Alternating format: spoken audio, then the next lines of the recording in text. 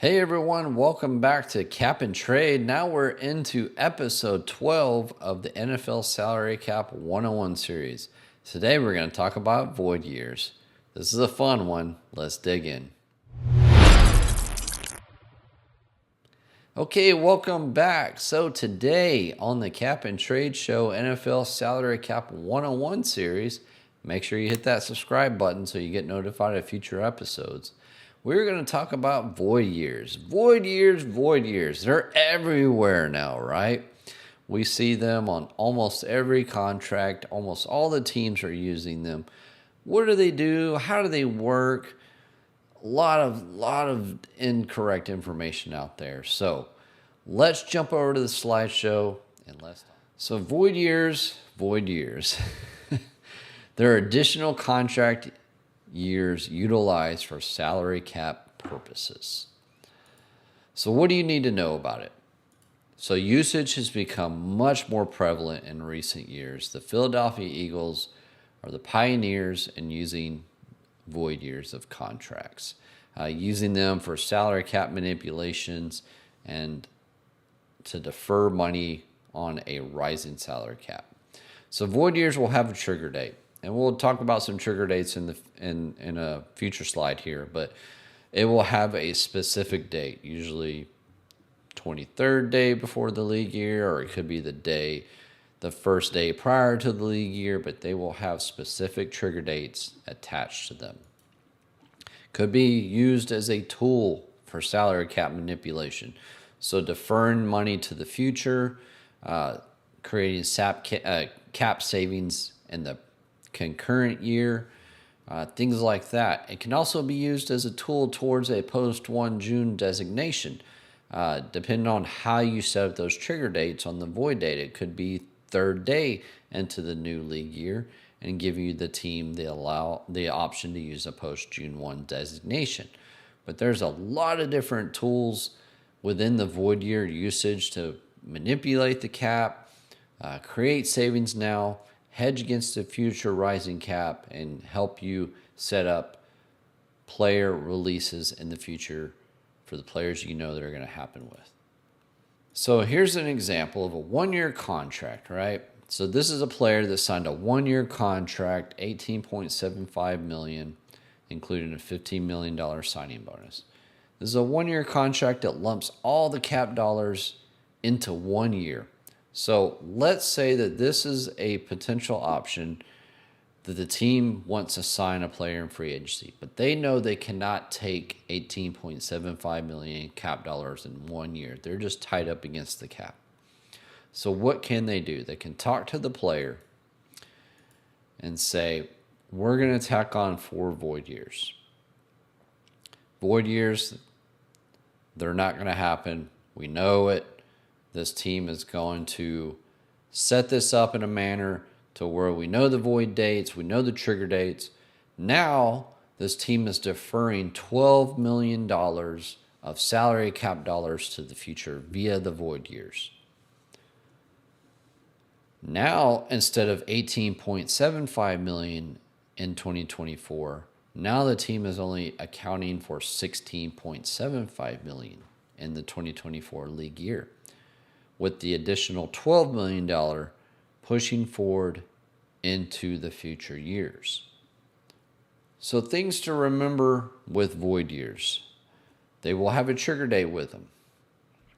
Could be a 23rd day prior to the start of the league year. That's a very common one. And this past year, I think we had 29 contracts with a void date of the 23rd day prior to the start of the league year. So way to always know what that date is the franchise tag period starts on the 22nd day of the league year. So the 23rd day obviously is the day before. And so a lot of teams will use that because it still gives them the option to use a franchise tag on a player that has a void date in their contract. Another common date is the 10th day prior to the start of the league year, and that will still capture a portion of the franchise tag period. And other teams will use day prior to the start of the league year. That will give the team more negotiating time to potentially sign an extension and to use those void years already in place on a new contract. Now, void dates can be renegotiated leading up to them. You can't renegotiate them to include changes in salary to accommodate a potential June 1 designation, but for the focus of we need to push this date back from the 23rd day of the league year to the last day of the league year, the teams can do that in the off season. This year alone, we saw this with Minnesota Vikings, with Cam Bynum, and with Aaron Jones, the running back. So the teams negotiated with the player. Maybe they're getting close to extensions, and they agreed to push that void date back. So why would a team use void years? It seems like it's, can kind of hamper future years of the contract. So it creates immediate cap savings for the team because you're deferring that money to the future. Future cap dollars are always worth more than current cap dollars.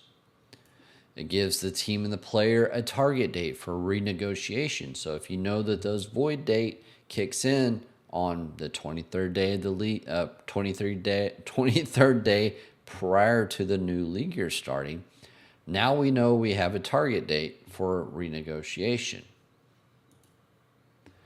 Can be used to set up cap manipulation.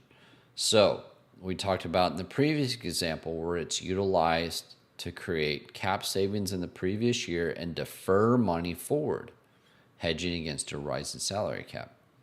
Now, it does have some disadvantages. Creates future dead money. In the same example, now the team has to account for $12 million in dead money for a player that may not be on their contract in the following year. If the player does not perform, it can create a negative value. Similar to the Houston Texans with Stephon Diggs. The player was injured halfway through the season. Now they've kind of have to take their lumps with that future dead money hit. The team must account for this dead money and almost assume that the player is not going to re-sign with them. That is a key component to this. They have to always make sure that consideration is in place. So I just want to do a little illustration of what void years and the money that you can find within value of using a void year. So here we're using the same example. The player had an $18.75 million salary cap charge without using the void years. That accounted for 7.34% of the league cap for that team. Now, the same contract with void years, 2.64% is what's accounted for against the cap, with the number being 6.75 million. Now the 12 million deferred forward accounts for 4.4% of the salary cap. Now you see a little bit of difference between the total percentage accounted for between the 1 year and the 2 years. That can equate to almost $1 million in cap savings by doing this. Now, does it always work? No, because if the player is injured, the player doesn't perform, now you're having negative value and future dead cap. But I just wanted to provide this illustration to show you the team's viewpoint on potentially using void years and how it can benefit them to create value in a rising salary cap.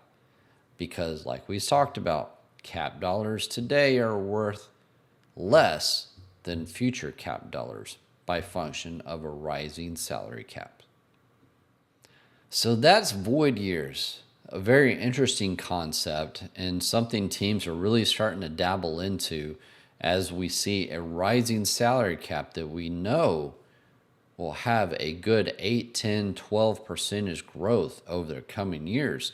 So like we talked about, future cap dollars are worth more than they are today. So teams are choosing and picking where they want to use void years, create that value now, and push money forward that may not be worth as much against the salary cap as it would today.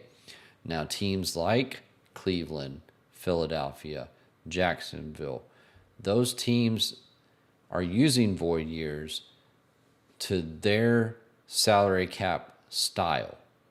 Now, teams just can't be using them here and there. You got to be strategic with it to make sure you understand that specific player's situation, how he fits into your roster. If it's a future player that you do not anticipate being on your roster, then you're just going to defer money forward, take the hit in lieu of the cap savings that you're gaining in the immediate future. So void years, very complicated topic. Hopefully this gives you a little bit better understanding of it. Make sure you subscribe to the Cap and Trade YouTube channel by hitting that bell below. Hit the thumbs up. It really helps out the channel. And with that, we will close it down. We will see you in the next episode. See you there.